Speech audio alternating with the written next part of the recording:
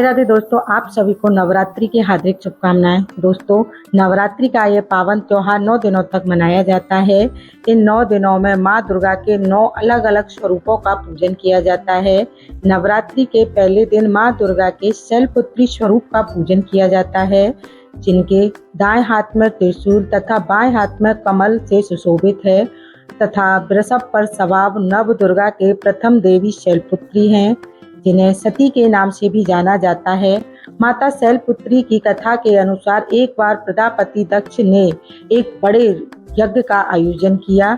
इस यज्ञ में उन्होंने सभी देवताओं को अपना अपना योग्य भाग प्रदान करने के लिए आमंत्रण किया, परंतु उन्होंने भोलेनाथ को निमंत्रण नहीं भेजा।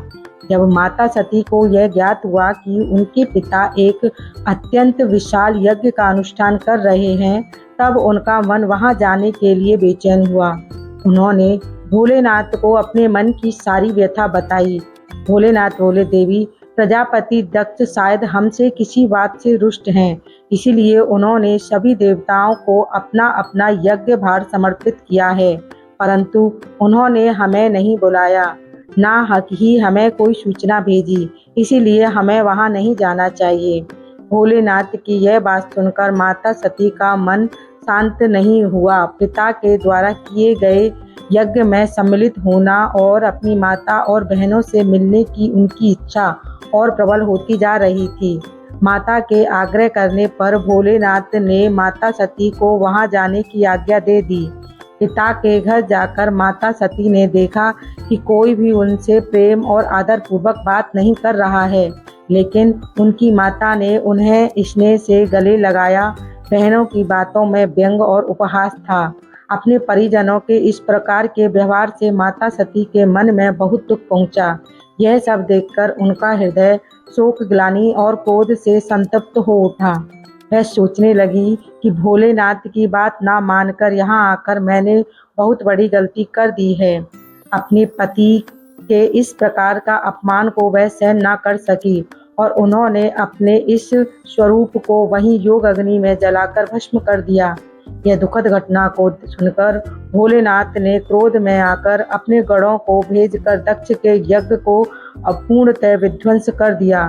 सती ने योग अग्नि द्वारा अपने शरीर को भस्म करके अगले जन्म में शैलराज हिमालय की पुत्री के रूप में जन्म लिया।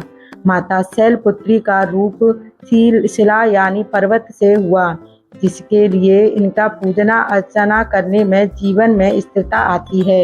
इनकी पूजा अर्चना करने से वैवाहिक जीवन सुखद हो जाता है और घर में सुख समृद्धि आती है।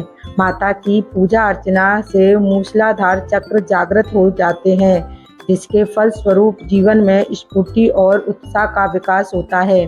साथ ही साथ माता शैलपुत्री की पूजा अर्चना से चंद्रमा से जुड़े सभी प्रकार के दोष दूर हो जाते हैं और भक्त को सौभाग्य की प्राप्ति होती है। दोस्तों, नवरात्रि के प्रथम दिन माता शैलपुत्री को सफेद रंग के विशेष पुष्पों से पूजा की जाती है। साथ ही साथ माता को सफेद मिठाई का प्रसाद चढ़ाएं। माता की तस्वीर के आगे कपूर अवश्य जलाएं। पूजा के बाद माँ शैलपुत्री को गाय का घी अर्पित करें, जिससे माता आरोग्य काया का आशीर्वाद देती हैं और व्यक्ति का मन शरीर दोनों निरोगी रहता है। तो दोस्तों, यह थी नवरात्रि के प्रथम दिन पूजा की जाने वाली माता शैलपुत्री की पावन कथा। जय माँ शैलपुत्री। दोस्तों, अगर आपको मेरी वीडियो अच्छी लगती है तो मेरे चैनल को लाइक, शेयर, सब्सक्राइब जरूर करें। राधे राधे।